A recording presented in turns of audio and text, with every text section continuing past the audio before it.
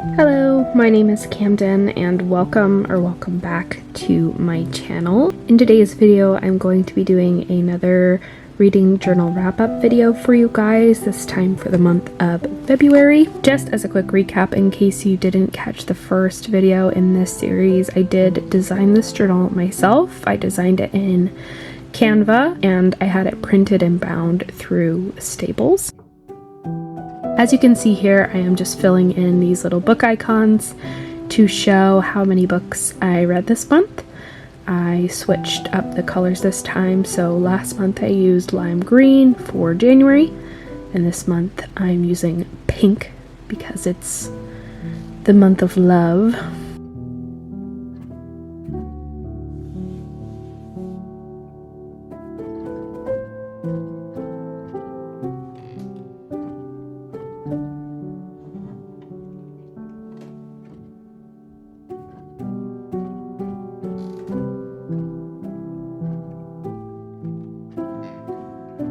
I ended up reading 7 books this month, so I now have 2 complete rows. I wonder if that's gonna continue throughout the year. And then at the end here, I just went back and filled in this little potion bottle with the green that I used last month, because watching that footage back, I kind of regretted not coloring that in, so I did it now. On to the next page. I'm next doing my did not finish page. I didn't finish one book this month, and that was Spells for Forgetting by Adrienne Young. I have been really having bad luck with thrillers this year for some reason. I just didn't really vibe with the characters in this one. I didn't really feel that connected to the storyline, so I ended up DNFing it around 50%. Next is my book of the month page, which is where I basically track the books that I purchased through book of the month. And for the month of February, I got The Writing Retreat by Julia Bartz and The Last Tale of the Flower Bride by Roshani Chokshi. Next is this new page that you have not seen before. I decided to title it Representation in Reading, but it's basically a list of different types of LGBTQ characters that I would like to see represented more in the novels that I'm reading. And as you can see, I'm using my little handheld label maker to print out the title of the book that I read for this month, which was We Deserve Monuments by Jas Hammonds. This book is written by a non-binary author who is Black, and I am putting it under reading a book with an intersectionality between race and queerness, because this book features queer Black characters. Next is my winter bingo page. This one has just a bunch of little squares that have different things that I like to kind of mood read in the different seasons that I've divided this book into. So the 2 that I read this month were Norse mythology and a library book, so I'm just putting little gold stars on those, and here I am showing you that I got a bingo. Next is my winter to be read, and if you were here last month, you know that I forgot a couple books, so I'm just adding those here, and then going in again with the stars to indicate the ones that I actually did complete. So as you can see, I did pretty terrible on sticking to my winter TBR. I only read 5 books off of it. However, I do still kind of have a chance to redeem myself on this one, because I'll be circling back around to this season in December. So as of March, I'll be moving into the spring section of this book, and come December, I'll be coming back to the winter section. I know it kind of makes more sense to have the consecutive months grouped together, but I just can't stand the idea of having June be considered like a spring month and December being considered a fall month. So this is how I decided to organize it. On to the next page, which has been going for quite some time by now. I have my February releases, and this is all of the upcoming books that I'm excited about. Obviously not really upcoming anymore, so these are books that I was really excited for and what days they came out this month. It's really hard for you to read this writing, but if you are interested to know what books I was excited for coming out in the winter season, you can go back to that video, and I'll be posting another one soon for the spring releases.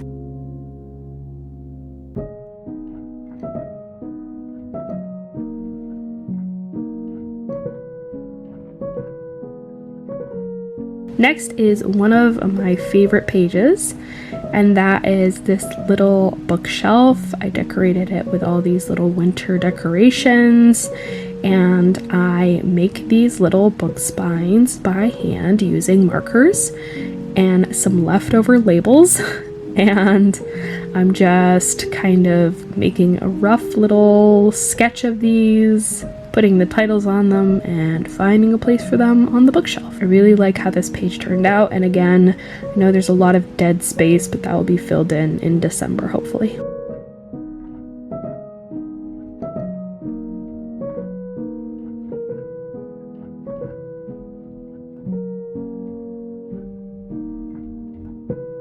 On to the reviews of the books that I read in February. The first book that I read this month was Blood Like Fate by Liselle Sambury. This is the sequel to Blood Like Magic, and it is the conclusion of this duology.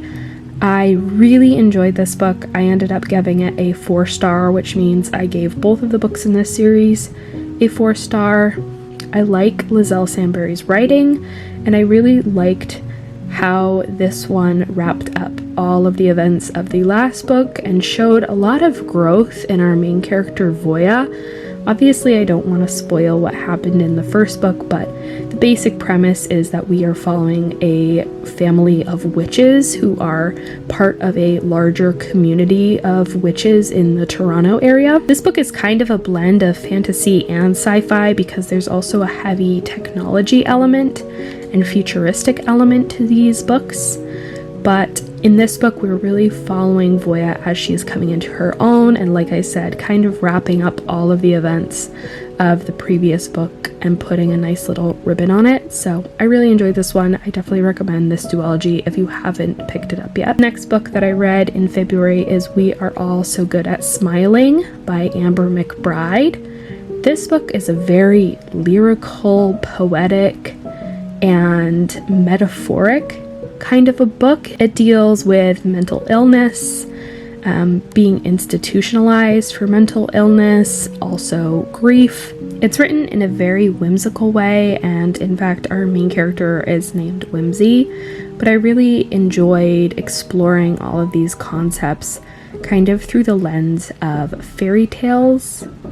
And something about this book felt very nostalgic to me in a way that I couldn't describe. Definitely recommend the audiobook of this one.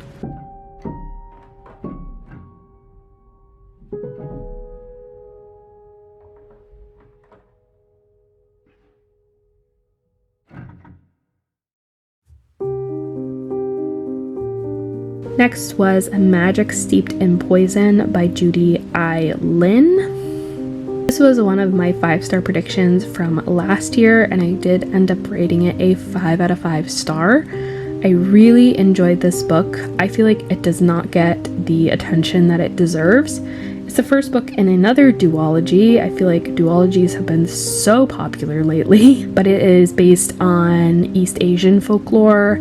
We're following a main character named Ning who has entered herself into a tea brewing contest, and the kind of tea brewing element of this book is both magical and medicinal, and the exploration of that aspect of the book I felt was really solid.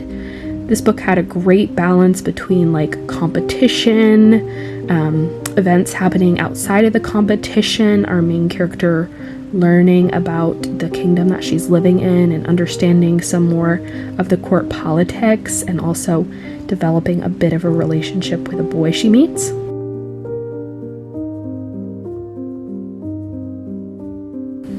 Next is The Witch Hunter by Max Seek. I reviewed this book fully in a recent reading vlog that I uploaded, which was exploring my Finnish heritage through books. I ended up giving this one a 5 out of 5 star. I thought this one was going to be a very kind of run-of-the-mill police procedural detective story with not a lot of plot twists and just kind of like a straightforward investigation story. But this one actually took me by surprise quite a bit. I feel like this one definitely falls into like the Nordic noir subgenre, which I now kind of want to explore a little bit more based on how much I enjoyed this book. I liked the setting of it. Obviously, Finland is where my family comes from, so I thought it was cool to learn about that, but also I feel like the characterization of our detective was very interesting and really humanized her throughout the story.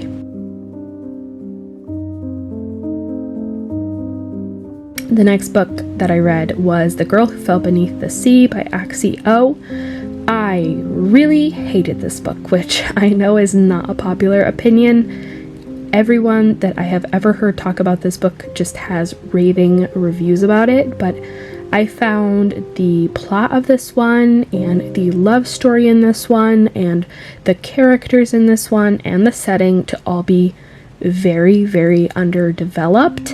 And because of that, I found it really difficult to kind of become attached to any of these characters and care about what was happening to them, or really understand what was happening in any kind of way, because it felt like we were just rushing around, going here and there and everywhere without really taking the time to develop the story or flesh it out in any way.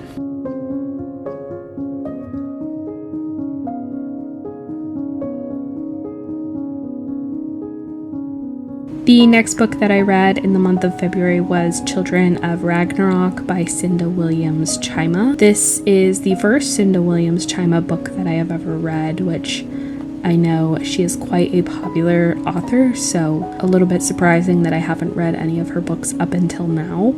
But I really did enjoy this book. I feel like the title, Children of Ragnarok, might lead you to believe that this is more Norse mythology heavy than it actually was. There's definitely a Norse mythology element to it. I'm not saying there's not. And I do feel like the Norse mythology parts of this book will probably become even more important and be included even more heavily in the upcoming books.